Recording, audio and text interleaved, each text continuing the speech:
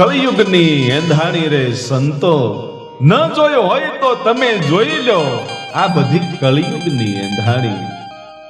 આજે તો કળિયુગના 5000 વર્ષ પૂરા થયા છે અને હજી 4,27,000 વર્ષ બાકી છે. પરંતુ આજની જે યુવાન પેઢી છે એ પેઢીના અહોભાગ્ય છે કે જેણે થોડોક જૂનો સમય પણ જોયો છે, વર્તમાન સમય પણ જોઈ રહ્યા છે અને આગળનો થોડોક જે સમય છે આજના યુવાનોને જોવા મળશે. એ 3 પેઢી જોશે. એટલે આજના યુવાનો માટે બહુ મહત્વનો સમય છે. પરંતુ આપણે વાત એ કરવી છે કે કળિયુગનો અંત કેવી રીતે થશે, એ કળિયુગનો અંત ભયંકર કેમ હશે અને કળિયુગના માણસો કેવા હશે.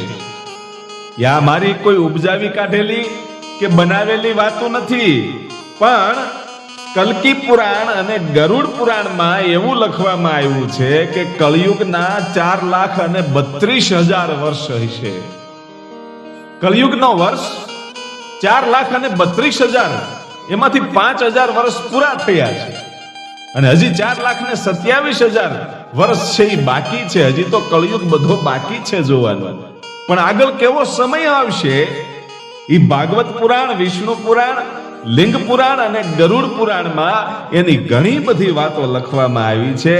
પણ મારે એ વાતો કરવી છે કે પાંડવોને ભગવાન શ્રી કૃષ્ણએ જે ભવિષ્યવાણી કરી હતી અને આગળના યુગમાં કેવા માણસો હશે અને કળિયુગનો અંત કેવી રીતે થશે, એ સાક્ષાત ભગવાન કૃષ્ણએ જે વાત કરેલી છે એની આપણે વાત કરવી છે.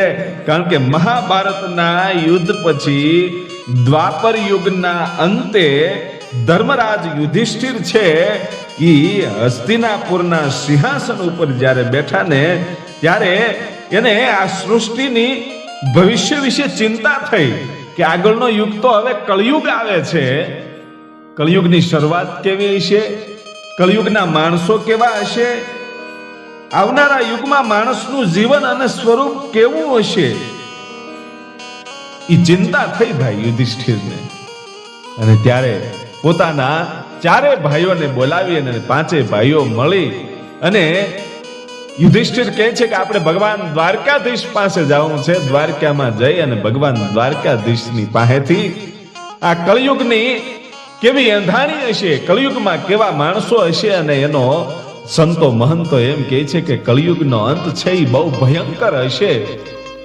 તો આ બધી વાત શું છે એ જાણવાની મને જિજ્ઞાસા છે. એટલે દ્વારકાધીશ પાસે જવું છે અને 5 પાંડવો છે એ પોતાના રથ લઈ અને નીકળી ગયા અને જાય છે દ્વારકામાં. ભગવાન કૃષ્ણને પ્રણામ કર્યા પછી ભગવાન કૃષ્ણએ એમને આસન આપ્યા અને ભગવાન કૃષ્ણ પૂછે છે કે પાંડવો, ઓચિંતાનું આવવાનું કારણ શું? અને ત્યારે ધર્મરાજ યુધિષ્ઠિર એ પોતે ભવિષ્યની ચિંતા કરી અને ભગવાન કૃષ્ણને એ પ્રશ્ન પૂછે છે કે પ્રભુ, કળિયુગના માણસનો સ્વભાવ, વર્તન અને કર્મો કેવા હશે અને એને મોક્ષ મેળવવા માટે શું કરવું પડશે? અને ત્યારે ભગવાન કૃષ્ણ છે એ હસવા લાગ્યા ભાઈઓ. હસીને જવાબ આપ્યો અને કીધું કે તમારો પ્રશ્ન બહુ મહત્વનો છે, પણ હું સીધા શબ્દોમાં તમને જવાબ નહીં આપી શકું. કે એના જવાબ માટે તમારે એને અનુભવથી સમજવું જોઈએ તો તમને સમજાય. અને ત્યારે મહારાજ યુધિષ્ઠિર કહે છે કે એનો અનુભવ કરવો હોય તો કઈ રીતે કરવો? અને ત્યારે ભગવાન કૃષ્ણ કહે છે કે તમે 5 ભાઈઓ અલગ અલગ જગ્યાએ જાઓ, અલગ અલગ દિશામાં જાઓ. કોઈ પહાડમાં જાઓ, કોઈ જંગલમાં જાઓ, કોઈ જે ખુલ્લી જગ્યા હોય એમાં જાઓ, કોઈ સરોવરના કિનારે જાઓ. એમ તમે 5 દિશામાં અલગ અલગ 5 ભાઈઓ જાઓ અને ત્યાં તમને કોઈ વિચિત્ર અને રહસ્યમય અને અદ્ભુત દ્રશ્ય દેખાશે અને એ દ્રશ્યો મને આવી અને તમે બતાવજો. એટલે એની પરિસ્થિતિ ઉપર કળિયુગનો માણસ કેવો હશે, એનો સ્વભાવ કેવો હશે, એનો હાવભાવ અને એના કર્મો કેવા હશે, એના વિશે હું તમને જણાવી શકીશ. પણ તમારે એને અનુભવથી જોવું જોઈએ. અને ત્યારે આ પાંચે પાંચ પાંડવો છે, એમ કહેવાય છે કે 5 જગ્યામાં, એ જુદી જુદી જગ્યામાં એમ કહેવાય છે કે નીકળી ગયા ભાઈઓ. એ ભગવાન કૃષ્ણની પાસેથી આ પ્રશ્નનો એમ કહેવાય છે કે જવાબ મેળવવો છે. અને ભગવાન કૃષ્ણ કહે છે કે જુદી જુદી જગ્યાએ જાઓ, અસામાન્ય ઘટનાઓ ઘટશે, એવા દ્રશ્યો દેખાય. જે દ્રશ્ય દેખાય એ મને કહેજો, એનો હું તમને જવાબ આપીશ. એના ઉપરથી કળિયુગનો માણસ કેવો હશે, કળિયુગનો અંત કેવો હશે, માણસનું જીવન કેવું હશે, એનો હું તમને જવાબ આપીશ. અને ત્યારે આ પાંચે પાંચ ભાઈઓ છે એ જુદી જુદી જગ્યાએ જાય છે. મહારાજ યુધિષ્ઠિર છે એક જંગલમાં જાય છે ભાઈ. એ જંગલમાં ગયા અને ચાલતા ચાલતા ધીરે ધીરે જાતા હતા. એમાં એક મોટો હાથી મળે છે ભાઈઓ. એવું દ્રશ્ય જોયું કે એવડો મોટો હાથી, અને એને 2 સૂંઢ હતી. 2 સૂંઢ હતી અને એ બંને સૂંઢથી જે જંગલના મોટા મોટા ઝાડવાઓ હતા એ ઝાડવાઓને ઉખેડી રહ્યો હતો ભાઈ. એટલે મહારાજ યુધિષ્ઠિર વિચાર કરે છે કે આ તો અસામાન્ય દ્રશ્ય છે. હાથીને ક્યારે 2 સૂંઢ હોય નહીં, અને પાછો હાથી એમ બને ત્યાં સુધી જંગલના ઝાડવાને ઉખેડે નહીં. પણ આ હાથી ઉખેડે છે કેમ, અને 2 સૂંઢ કેમ છે? આ ભગવાન કૃષ્ણએ જે કીધું તું એ આ અસામાન્ય કંઈક દ્રશ્ય લાગે છે. એને જોયું અને પછી એમ કહેવાય છે કે અર્જુન છે એ એક સુંદર જે શાંત જંગલ હતું એ જંગલની અંદર પહોંચ્યો. ત્યારે એને એક મોટું પક્ષી જોવા મળ્યું, અને જેની પાંખો પર વેદોની ઋચાઓ લખેલી હતી. એટલે અર્જુન ખૂબ રાજી થયો કે આ જે મોટું પક્ષી છે અને એની પાંખોમાં વેદોની ઋચાઓ લખેલી છે, અને આ શાંત જગ્યામાં આ પક્ષી કેટલું પવિત્ર અને જ્ઞાની લાગે છે. એટલો હજી વિચાર કરે ત્યાં તો એ પક્ષી છે એ મરેલા બીજા જે જીવ હતા એનું માંસ મીંડું ખાવા. અને અર્જુન વિચાર કરે છે કે ઓહ, આની પાંખોમાં તો વેદોની ઋચાઓ લખેલી છે, આ તો જ્ઞાની અને કોઈ મહાન પક્ષી હોય એવું લાગે છે, છતાંય આ માંસ ખાય છે. આ તો કંઈક રહસ્યમય વસ્તુ છે. આ ભગવાન કૃષ્ણએ જે વાત કરી હતી એમાંથી આ અસામાન્ય કંઈક ઘટના છે. ઈ અર્જુને આવું દ્રશ્ય જોયું અને એમ કહેવાય છે કે ભીમ છે એ લીલાછમ ઘાસવાળા મેદાનમાં પહોંચ્યો, અને ત્યારે એને ગાયોનું ધણ સામું મળ્યું. અને એ ગાયોના ધણમાં એક ગાયે પોતાના બચડાને એટલે કે વાછરૂને જન્મ આપ્યો. આ ભીમે આ દ્રશ્ય જોયું. વાછરૂને ગાય છે એ જન્મ આપ્યા પછી એ પોતાના એ વાછરા ઉપર એટલો પ્રેમ વરસાયો કે પોતે પોતાના વાછરૂને ચાટવા માંડી ભાઈઓ. એટલી બધી ચાટવા માંડી કે એ વાછરૂને ચાટતી ગાય બંધ જ ન થાય. અને એટલું બધું વાછરૂને છાટ્યું કે વાછરું છે એ લોહી લુવાણ થઈ ગયું. એ ગાય એટલું બધું ચાટ્યું કે વાછરૂની ચામડી તૂટી ગઈ અને વાછરૂને લોહી મંડેલું નીકળવા છતાંય ગાય છે એ ચાટવાનું બંધ નહોતી કરતી. એટલે ભીમ પણ વિચારમાં પડી ગયો કે આટલો બધો પ્રેમ તો હોય, કોઈ પણ જનેતા હોય, જન્મ દેવા વાળી જનેતાને પોતાના સંતાન ઉપર પ્રેમ તો હોય, પણ આટલો બધો પ્રેમ કે પોતાના સંતાનની ચામડી તૂટી જાય, લોહી નીકળવા મળે અને છતાંય બંધ ન થાય. આનું કારણ શું? આ તો કંઈક રહસ્યમય ઘટના છે. ભગવાન કૃષ્ણએ જે વાતો કીધી છે એમાંથી કંઈક હોય એવું લાગે છે. એ ભીમે એમ કહેવાય છે કે આવું દ્રશ્ય જોયું. અને પછી વાત આવે છે સહદેવ. સહદેવ છે એ શાંત તળાવ પાસે નીકળ્યો અને ત્યાં એમ કહેવાય છે કે 7 કુવાઓ હતા. એક લાઈનમાં 7 કુવાઓ હતા અને 6 કુવામાં પાણી હતું અને વચ્ચેનો જે ઊંડો કૂવો હતો અને મોટો હતો એ કૂવો ખાલી હતો. ફરતું ફરતું જે 6 કુવાઓ છે એમાં પાણી હતું, પણ ઊંડો અને જે મોટો કૂવો હતો એ ખાલી હતો.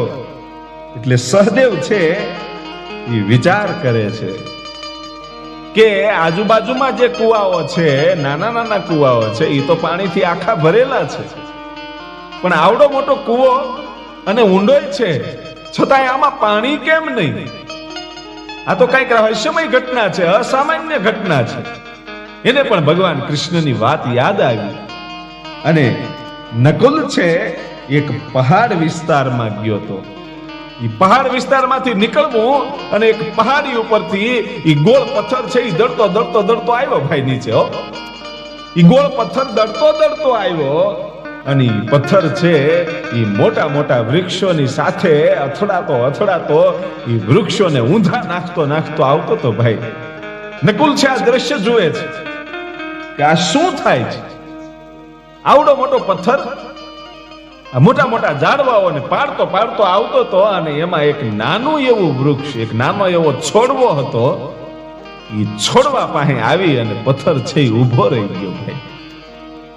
એક તો ઢાળ છે, પથ્થર દરતો દરતો આવે છે ને એમાં એની સામે નાનો એવો છોડવો આવી ગયો તો એ પથ્થર ઊભો રહી ગયો.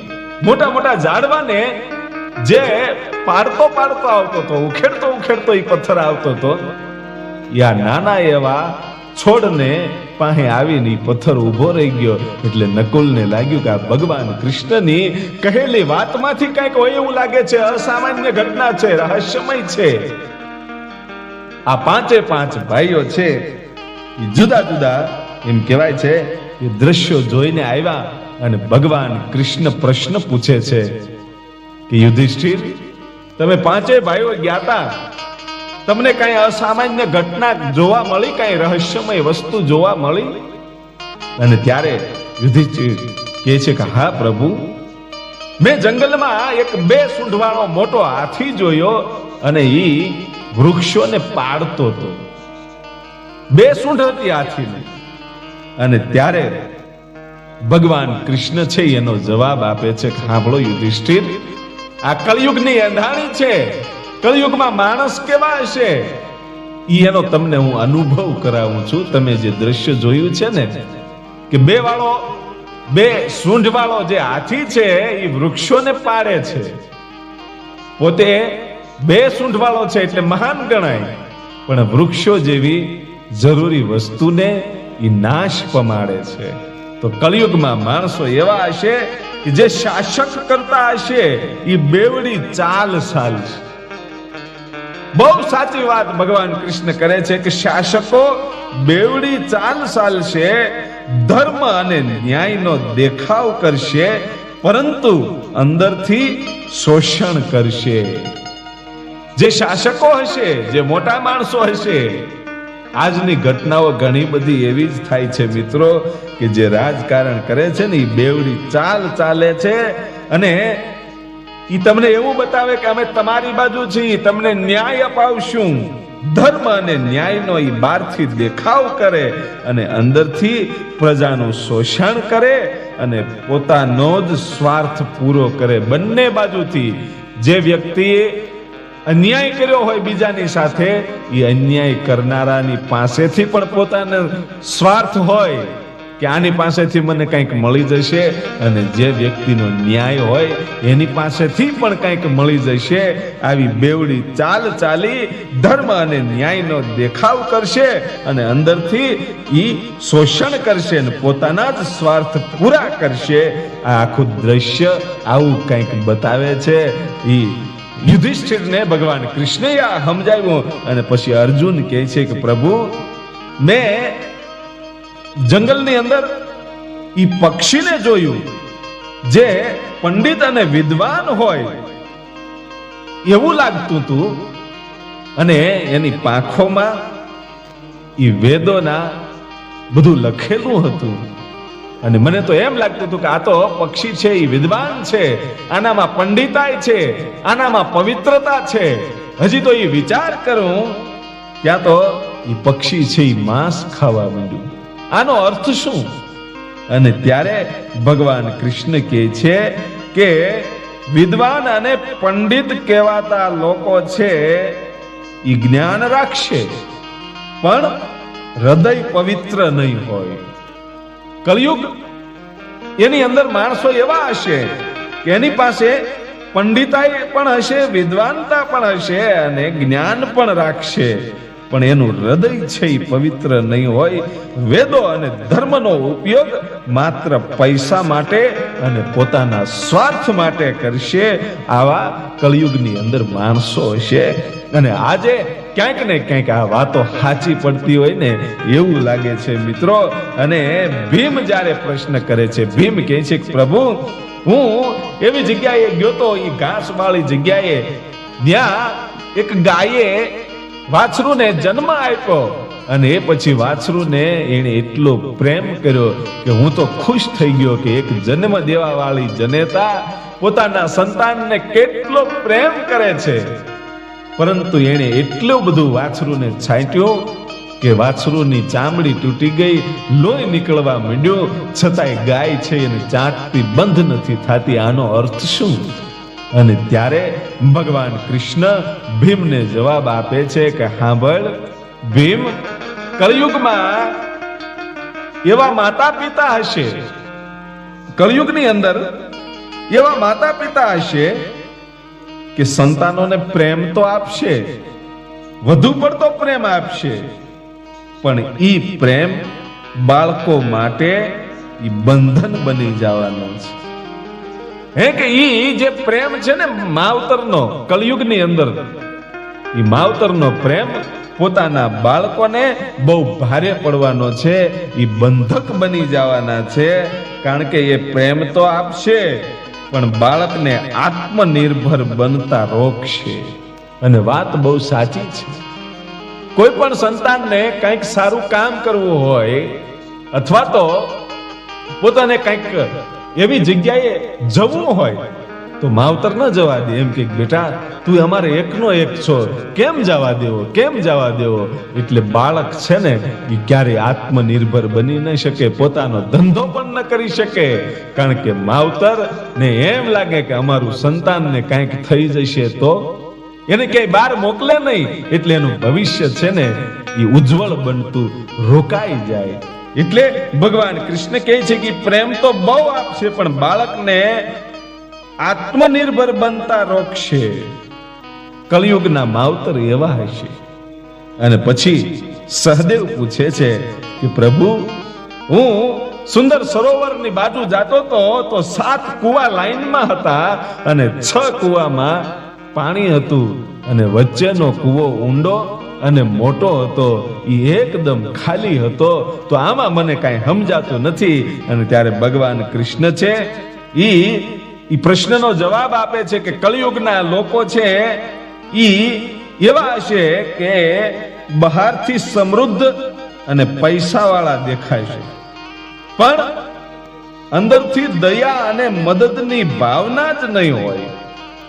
એ પૈસાવાળા ખૂબ જ હશે, પણ જેમ આ કુવામાં પાણી નથી, બહારથી 6 કુવામાં જે તને પાણી દેખાય છે ને એ પાણી દેખાવનું છે, પણ જે મોટો કુવો છે, ઊંડો છે, એ અંદરની વાત છે કે માણસ પૈસાવાળો અને સમૃદ્ધિવાળો દેખાશે પણ એની અંદર દયા અને મદદની ભાવના નહીં હોય. પાડોશીમાં કોઈ ભૂખ્યો કે તરસ્યો મરી રહ્યો હશે ને તો પણ લોકો આંખ બંધ કરીને, આડા કાન બંધ કરીને એમ કહેવાય છે કે નીકળી જશે અને પોતાના સ્વાર્થમાં ડૂબેલા રહેશે. આ સ્વાર્થીપણું જે છે ને, ભગવાન કૃષ્ણ કહે છે કે કળિયુગના લોકોનું જે સ્વાર્થીપણું છે ને એ ખૂબ જ કળિયુગની સૌથી મોટી ઓળખાણ બનશે કે કળિયુગની અંદર સ્વાર્થ સિવાય બીજું કાંઈ નહીં હોય, દયા નહીં હોય, ભાવ નહીં હોય, પ્રેમ નહીં હોય. માત્ર ને માત્ર પોતાનો સ્વાર્થ હશે. અને નકુલ છે એ એમ કહે છે કે પ્રભુ, એક મોટી જે શિલા હતી, એક મોટો પથ્થર હતો, એ ડુંગરમાંથી દળતો દળતો આવતો તો, મોટા મોટા વૃક્ષોને પાડતો પાડતો આવતો તો, અને એક નાનકડા એવા છોડની પાસે આવીને ઊભો રહી ગયો. તો આ નાનકડો એવા છોડમાં એવી શું તાકાત કે આવા પથ્થરને ઊભો રાખી શકે? એમાં મને કઈ સમજાણું નહીં. અને ત્યારે ભગવાન કૃષ્ણ છે એમ કહે છે કે સાંભળ નકુલ, જે કળિયુગના માણસો છે એના માટે છે આ કે ધન, શક્તિ, સત્તા એ કોઈને આ વિનાશથી બચાવી નહીં શકે. જેની પાસે ધન હશે, શક્તિ હશે, સત્તા હશે, છતાં એ આ વિનાશની અંદર રોળાઈ જવાના છે. કળિયુગનો જે વિનાશ હશે ને એમાં એ બધાયનો અંત થવાનો છે. એને પૈસા નહીં બચાવી શકે આ વિનાશથી, એને એની સત્તા નહીં બચાવી શકે, એની શક્તિ એને આ વિનાશથી નહીં બચાવી શકે. પરંતુ કોઈ માણસ સાચા મનથી પ્રભુની ભક્તિ કરે, પ્રભુનું નામ લે અને ભક્તિમાં સ્થિર રહે ને, તો એ આ વિનાશથી બચી શકશે. વિનાશ જેવા સંકટને એ એક બાજુ ઘા કરી શકશે. જેમ નાનો છોડવો છે એ પથ્થરને રોકી શકે, એમ આ ભક્તિવાળો માણસ, ભક્તિમાં સ્થિર રહેવા વાળો માણસ છે ને, એ દરેક સંકટને રોકી શકશે. અને ભક્તિ છે ને એ સૌથી મોટો માણસનો સહારો બનશે. જેને ભક્તિ કરી છે ને, જેની ભક્તિ સ્થિર હશે, પ્રભુમાં મન લીન હશે, ઈ દરેક સંકટથી બચી શકશે. અને ભક્તિ છે ઈ જ સૌથી મોટો કળિયુગની અંદર માણસનો સહારો બનશે. ઈ ભગવાન કૃષ્ણએ આવી બધી વાતો કરી છે. અને ગરુડજી છે ઈ ભગવાન વિષ્ણુને પ્રશ્ન એકવાર પૂછે છે કે જે 4 યુગ છે, સતયુગ, ત્રેતાયુગ, દ્વાપર યુગ અને કળિયુગ, તો કળિયુગનો જે અંત છે એ ભયંકર માનવામાં આવે છે. હજી કળિયુગને કોઈ જોયો નથી, પણ કળિયુગનો અંત છે એ ભયંકર માનવામાં આવે છે. તો કળિયુગના અંતના સંકેતો શું છે? કળિયુગ કઈ રીતે પૂરો થશે? એ ગરુડજી છે એ ભગવાન વિષ્ણુને એવો પ્રશ્ન પૂછે છે, પ્રભુ આ કળિયુગનો અંત કેવો હશે, એના સંકેતો કેવા હશે? અને ત્યારે ભગવાન વિષ્ણુ છે એ ગરુડજીને જવાબ આપીને એમ કહે છે કે અધર્મ, સ્વાર્થ અને પાપનું સામ્રાજ્ય હોય એને જ કળિયુગ કહેવામાં આવે. કે જ્યાં અધર્મ હશે, સ્વાર્થ હશે અને પાપનું સામ્રાજ્ય હશે, તેના અંત સમયે અમુક ખાસ સંકેતો દેખાશે. ભગવાન વિષ્ણુ ગરુડજીને કહે છે કે કળિયુગના અંત વખતે અમુક ખાસ સંકેતો જે છે એ દેખાશે, સૃષ્ટિના વિનાશ તરફ ઈશારો કરશે. અને માનવની ઉંમર છે એ ઘટી જશે. બહુ મહત્વની વાત છે. ભગવાન વિષ્ણુ ગરુડજીને કહે છે કે માણસની ઉંમર છે ને કળિયુગના અંત સમયે ઉંમર ઘટી જશે. ઉંમર છે ને માત્ર 20 વર્ષની થઈ જશે અને 12 વર્ષે વૃદ્ધપણું આવી જશે. જ્યારે માણસની 12 વર્ષની ઉંમર થશે ત્યારે તો એની ચામડી કોકડાઈ ગઈ છે, રોગમાં ઘેરાઈ ગયો હશે, એને ગઢપણ આવી ગયું હશે, વાળ ધોળા થઈ ગયા હશે અને નબળો ખોરાક એનો થઈ જવાનો છે. અને આજથી જ મિત્રો વિચારો ને, માણસો બહારનું કેટલું ખાય છે, એનાથી જ રોગ આવે છે અને રોગમાં પીડાઈને માણસ મરે છે. એને ખબર નથી કે પોતાનો અંત કેવી રીતે થવાનો છે. એ બહારનું નબળું ખાય અને રોગને પોતાના ઘેરે લાવે છે. ઈશ્વરની અમુક ભવિષ્યવાણીઓ છે, એ આજે પણ ક્યાંક ને ક્યાંક સત્ય દેખાય છે. પણ હજી કળિયુગના અંતને તો 4,27,000 વર્ષની વાર છે. પણ કળિયુગનો અંત એ વખતે કેવો ભયંકર હશે. ભગવાન કહે છે કે નબળો ખોરાક અને અનિયમિત દિનચર્યા એટલે કે કોઈ નિયમિત દિનચર્યા નહીં હોય કે આપણે સવારે ઉઠી અને પછી કામે ધંધે જઈએ એટલે સાંજ પડે એ પેલા ઘરે આવી જાય. આપણું નિયમિત છે, પણ એ વખતે રૂપિયાની એટલી જરૂરિયાત હશે કે રાત અને દિવસ માણસને રળવું પડશે. એટલે અનિયમિત થઈ જશે, ઉજાગરા થશે અને ઘરના ટેન્શન અને એટલું બધું તણાવ હશે, એના કારણે શારીરિક અને માનસિક રીતે માણસો છે નબળા પડી જવાના છે. અને સ્ત્રીઓ છે ઈ 8 થી 9 વર્ષના ઉંમરે સાંભળવા જેવી આ વાત છે. ભગવાન વિષ્ણુ ગરુડજીને કહે છે કે સ્ત્રીઓ છે ને એ 8 થી 9 વર્ષની ઉંમરે તો પોતાના સંતાનોને જન્મ આપશે. વિચારવા જેવું છે કે 8 થી 9 વર્ષની ઉંમર થશે ને સ્ત્રીની, ત્યારે તો એ પોતાના બાળકને જન્મ આપશે અને એની નબળાઈ એટલી બધી હશે કે તે પોતાના બાળકનું ઉછેર બરાબર નહીં કરી શકે. હવે 8-9 વર્ષની દીકરી હોય એ પોતાના સંતાનને જન્મ આપે, એક તો પોતે જ નબળી હોય અને એને સંતાનને જન્મ આપ્યા પછી એ પોતે નબળી હોય તો પોતાના સંતાનને બરાબર ઉછેર કેવી રીતે કરી શકે?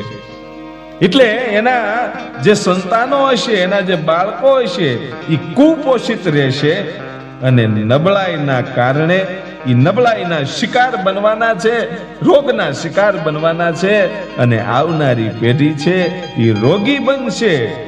લોકો પોતાની ઈચ્છાઓ પૂરી કરવા માટે સંબંધો અને પરિવારમાં બેદરકાર બનશે. માણસો છે ને પોતાની ઈચ્છા પૂરી કરવા માટે એ પોતાના પરિવાર સાથે પણ શાંતિથી રહી નહીં શકે, બેદરકાર બની જશે. સમાજમાં કોઈ વ્યવસ્થા નહીં રહે, પ્રેમ વિશ્વાસ આવું બધું કાંઈ રહેશે નહીં, કોઈને શાંતિ નહીં હોય, માત્ર ને માત્ર સ્વાર્થ સિવાય આ દુનિયાની અંદર, આ કળિયુગની અંદર કાંઈ નહીં હોય. વિચાર તો કરો, અત્યારથી જ દુનિયા કેટલી સ્વાર્થી થઈ ગઈ છે, તો કળિયુગના અંતે એ સમય કેવો હશે? અને આગળ ભગવાન વિષ્ણુ બહુ સરસ વાત કરે છે અને આપણે સાંભળવા જેવી છે કે આપણે આ દુનિયામાં આ સમયે આવી ગયા એ આપણા માટે બહુ સારી વાત છે. નહીંતર આગળનો સમય છે ને એ આપણે જોઈ શકવાના જ નથી, એવો સમય આવવાનો છે. કારણ કે ભગવાન કહે છે કે પતિવ્રતા સ્ત્રી જે છે ને, જે સ્ત્રીના લગ્ન થઈ ગયા હશે, પતિવ્રતા હશે, સ્ત્રી લોભી બનશે અને એક વ્યક્તિથી એને શાંતિ નહીં થાય. બહુ વિચારવા જેવી આ વાત છે. આ કોઈ બનાવેલી કે ઉપજાવી કાઢેલી વાત નથી. આ તો ભગવાન વિષ્ણુ છે એ ગરુડજીને જે વાત કરે છે અને આપણા જે પુરાણોની અંદર લખેલું છે એમાં આ વાત છે કે પતિવ્રતા સ્ત્રી લોભી બનશે, એક વ્યક્તિથી એને શાંતિ નહીં થાય, ધર્મનો વિનાશ થશે અને કોઈ પણ સ્ત્રી પતિવ્રતા નહીં રહે. પતિવ્રતા કોને કહેવાય? કે પોતાના પતિ સિવાય ક્યારેય કોઈની સામે નબળી નજર ન થાય, એને પતિવ્રતા ધર્મ પાળ્યો કહેવાય. પણ અહીંયા ભગવાન વિષ્ણુ ગરુડજીને એમ કહે છે કે કળિયુગના અંત સમયે એવા માણસો થઈ જશે કે કોઈ પણ સ્ત્રી છે એ પતિવ્રતા નહીં હોય, ધર્મ નહીં પાળે અને એક જ સ્ત્રી ઘણા બધા પુરુષ સાથે સંબંધો રાખશે અને સમાજનું પતન થશે. એટલું નહીં, લગ્ન, પૂજાપાઠ, યજ્ઞ, શ્રાદ્ધ કે અંતિમ સંસ્કાર જેવું કોઈ વસ્તુ રહેવાની નથી. એ સમય એવો હોય છે કે એમાં કોઈ માનશે જ નહીં, કોઈ લગ્ન નહીં કરે. ડાયરેક્ટ અત્યારે જ પણ આપણે જોઈએ તો સીધા પ્રેમ લગ્ન થઈ ગયા છે, લવ મેરેજ કરી નાખે એટલે પૂરું. પણ એ વખતે એવું પણ નહીં હોય. અને ભગવાન કહે છે કે લગ્ન પણ નહીં રહે, પાઠ પૂજા પણ નહીં રહે, યજ્ઞ નહીં થાય, કોઈનું શ્રાદ્ધ પણ નહીં થાય અને માણસનો જે આપણે હાલમાં કોઈ માણસ ગુજરી જાય અને એનો અંતિમ સંસ્કાર કરીએ ને એવું પણ કાંઈ નહીં હોય. એની લાશ ગમે ત્યાં રખડતી હશે, ગમે ત્યાં ફેંકી દેશે. જેમ માલ ઢોર કે પશુઓ કે પક્ષી મરી જાય ને એનું શરીર ગમે ત્યાં પડ્યું રહે તમે ફેંકી આવો, એવી હાલત માણસની થવાની છે. અંતિમ સંસ્કાર રહેવાનો નથી. આ બધું જતું રહેશે. પાણી ન હોવાના કારણે નાવાનું બંધ થશે. વિચારજો કે કળિયુગના અંતે પાણી એટલું બધું ઓછું હશે કે માણસ નાય પણ નહીં શકે, સ્નાન પણ નહીં થાય. પાણી ન હોવાના કારણે નાવાનું બંધ થશે અને એના કારણે શરીર બગડશે અને સાથે સાથે માણસના મન પણ બગડશે. પવિત્રતા નહીં રહે. માણસના મન બગડી જશે.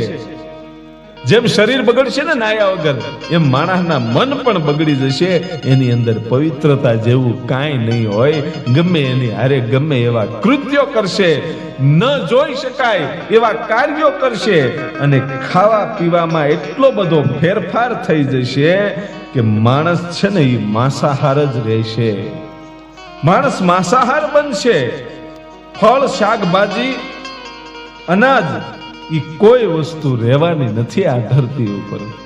કળિયુગના અંત સમયે ભગવાન કહે છે કે ફળ નહીં રહે, શાકભાજી નહીં રહે, અનાજ નહીં રહે. અને એવે વખતે માણસ છે એ માંસાહાર બનશે. અને એટલું બધું કળિયુગ છે એનો પ્રભાવ કરશે કે પહેરવેશમાં પણ પોતાના શરીરને માણસ અને સ્ત્રી, પુરુષ અને સ્ત્રી પહેરવેશમાં પણ એમ કહેવાય છે કે પોતાના શરીરને જ મહત્વ આપશે. અને એ તો આજે પણ જોવા મળે છે. તમે ગમે ત્યાં જાઓ, ટૂંકા વસ્ત્રો માણસો પહેરે છે, પોતાના શરીરનો દેખાવ કરે છે. અને જે તે વખતે એ કેવી ઘટના બનશે. આજથી 4,27,000 વર્ષ પછી કેવી ઘટના બનશે. એ વખતે કપડાઓ કેવા હશે તો ભગવાન કહે છે ચમકદાર અને ભડકીલા કપડા પહેરશે, જેનાથી પુરુષ અને સ્ત્રીઓના મન બગડશે અને પવિત્રતા રહેશે નહીં. દરેક વ્યક્તિ સ્વાર્થ, લાલચ, છેતરપિંડી અને કપટથી ભરાઈ જવાનો છે. બસ બીજાની હારે કપટ કરવું, બીજાને છેતરી જવા, પોતાના સ્વાર્થ માટે, પોતાની લાલચ માટે ગમે એને મારી નાખવા, ગમે એને લૂંટી લેવા, ગમે એની હારે ગમે એવું કૃત્ય કરવું. માણસ માત્ર પોતાનો સ્વાર્થ જ જોશે અને ઈચ્છા માટે, પોતાના સ્વાર્થ અને પોતાની ઈચ્છા માટે જ જીવશે. પોતાના સુખને જ જોશે. બીજાની ઉપર દયા ભાવ ક્યારે હશે નહીં. વૃક્ષો છે એ ફળ વગરના થશે. પૃથ્વી પર ભયંકર સંકટ આવશે. આ કળિયુગના અંતના કંઈક એવા અમુક એંધાણો છે કે વૃક્ષો પર ફળ નહીં રહે. વૃક્ષો છે ફળ વગરના થઈ જશે અને પૃથ્વી પર એવા એવા ભયંકર સંકટો આવશે કે જેની કોઈ સીમા ન હોય. જેમ જે તે વખતે મરકીનો રોગ આવ્યો હતો. આ 2020ની સાલમાં કોરોના જેવો રોગ આવ્યો હતો. એ પૃથ્વી ઉપર ભયંકર સંકટ હતું અને એના કરતાય તે હજી તો કેવડું ભયંકર સંકટ આવશે એ ભગવાન આગળ લખે છે કે પૃથ્વી ઉપર ભયંકર સંકટ આવશે. લોકો શાકાહારને પૂરેપૂરો છોડી દેશે, શાકભાજીને છોડી જ દેશે. કારણ કે એવું કઈ હવે ઉગવાનું જ નથી, એટલે એ કઈ ખાવાના નથી. માત્ર માંસાહારી માણસો રહેવાના છે. અને તે જે ભોજન હશે, માંસાહાર ભોજન હશે ને, એ ભયંકર રોગને ફેલાવશે. એ ભયંકર રોગને ફેલાવતા હશે અને લોકો નાની ઉંમરમાં જ રોગથી પીડાય અને મરી જશે. ગાયનું અને તેની પૂજાનું મહત્વ પૂરું થઈ જશે. ગાયનું તો કોઈ મહત્વ જ નહીં હોય. ગાયને લોકો છે ને માત્ર પોતાને માંસ ખાવા માટે જ પાળશે. ગાયનું બીજું કોઈ મહત્વ રહેશે નહીં. જંગલ નહીં રહે અને જે આપણું પર્યાવરણ છે એનું સંતુલન નહીં રહે. કારણ કે જંગલ નહીં હોય તો વૃક્ષો નહીં હોય અને વૃક્ષો નહીં હોય એટલે ઓક્સિજન નહીં હોય, અને આપણું પર્યાવરણ એટલું પ્રદૂષિત થશે કે આ માણસને ઓક્સિજન લેવા માટે તડફડવું પડશે, અને પર્યાવરણ છે એ પૂરેપૂરું બગડી જશે. દર વર્ષે માણસ છે એ નબળો પડતો જશે. દર વર્ષે જે બાળકનો જન્મ થશે ને એ ઓલા વરહમાં જે બાળકના જન્મ થયા હોય ને એનામાં નબળાઈ હોય ને એના કરતા આ વર્ષે જે નવું બાળક જન્મશે એનામાં એની કરતા વધારે નબળાઈ હશે. વરસાદ ખૂબ જ ઓછો થશે, લોકો ખાવા માટે તડપશે, માત્ર બકરીનું જ દૂધ રહેશે, બાકી દૂધ જેવું કઈ નામ હશે નહીં. માણસને ખાવા માટે તડપવું પડશે, વરસાદ બહુ ઓછા થશે, પાણી માટે તડપવું પડશે, અને ભયંકર અંત છે ને એ કેવી રીતે થશે એની વાત હવે ભગવાન પોતે કરે છે. ભગવાન વિષ્ણુ એમ કહે છે કે કળિયુગનો અંત ભયંકર થશે. એવું શા માટે કહેવામાં આવે છે? કારણ કે એ વખતે કળિયુગના અંતે એક સૂર્ય નહીં પણ 7 સૂર્યનો ઉદય થશે. આપણે જે અત્યારે એક સૂર્ય ઉગે છે ને એવા એ વખતે 7 સૂર્યો ઉગવા મળશે. અને વિષ્ણુ ભગવાન પોતે એમ કહે છે કે હું સૂર્યના અગ્નિના ગોળામાં બેસીને પૃથ્વીનું પાણી ભસ્મ કરીશ. ભગવાન પોતે એમ કહે છે કે 7 સૂર્યની એટલી બધી ગરમી પડશે કે નદીઓના પાણી, સમુદ્રોના, તળાવોના, સરોવરના એ બધા પાણી છે એ સુકાઈ જવાના છે, અને પૃથ્વીના દરેક જીવ ગરમીથી બળીને રાખ થઈ જાય છે. હવે જોવો આ કળિયુગનો અંત કેવો છે કે એક સાથે 7 સૂર્યને ઉગવું અને ભયંકર ગરમી પડવી, જેનાથી ધીરે ધીરે પૃથ્વીનું પાણી ખતમ થઈ જાય, એટલે માણસ પાણી વગર જીવી ન શકે. સામે 7 સૂર્યની એવી ગરમી પડે કે જે ગરમીથી માણસો બળી અને ભસ્મ થઈ જશે, બળીને રાખ થઈ જવાના છે. ભગવાન પોતે એમ કહે છે કે બળીને સૂર્યના કિરણો જે આવશે એ ભયંકર જે તાપ હશે એ ગરમીથી માણસ બળી અને રાખ થઈ જશે, અને ધરતી પર માત્ર રાખ અને ધુમાડો જ રહેશે, બીજું કાંઈ રહેવાનું નથી. આ ધરતી ઉપર કળિયુગના અંતે છેલ્લે એક પણ જીવ નહીં હોય, એક પણ વૃક્ષ નહીં હોય, પાણી નહીં હોય, અને ગરમીથી દરેક જીવ, દરેક વૃક્ષ બધું જ એમ કહેવાય છે કે સળગી અને રાખ થઈ જાય છે. માત્ર રાખ અને ધુમાડા સિવાય આ દુનિયાની અંદર, આ પૃથ્વીની ઉપર કાંઈ નહીં હોય. ત્યારબાદ ભગવાન વિષ્ણુ છે એ રૌદ્ર રૂપ ધારણ કરશે અને એવા ભયંકર વાદળોને ઉત્પન્ન કરશે કે એ વાદળો છે એ એટલી બધી વર્ષા કરશે, એટલો બધો વરસાદ થશે. દરેક જીવ આ દુનિયામાંથી વયા ગયા પછી, રાખ બનીને ધુમાડો થઈ ગયા પછી એવા ભયંકર વાદળો બનશે. એ વાદળામાંથી એટલો બધો ભયંકર વરસાદ પડશે કે 1 વર્ષ નહીં, 2 વર્ષ નહીં, 5 વર્ષ નહીં, પણ 100 વર્ષ, વર્ષ સુધી એવો ભયંકર વરસાદ પડશે કે પૃથ્વી છે ને એ પાણીમાં ડૂબી જશે, પહાડો છે એ સમુદ્રમાં ડૂબી જશે, અને ત્યારબાદ નવા યુગનો એક રસ્તો ખુલશે, અને એટલું પવિત્ર વાતાવરણ હશે, અને એવા લોકોને જ ત્યાં મૂકવામાં આવશે કે જેની પાસે ધર્મ હોય, જેની પાસે ન્યાય હોય, જેની પાસે સત્ય હોય. એ સત્યનો ઉદય થશે, એ નવા યુગનો પ્રારંભ થશે, અને ઈશ્વર એવા સતયુગની ફરીવાર સ્થાપના કરશે. આ હતો કળિયુગના અંતનો ઇતિહાસ.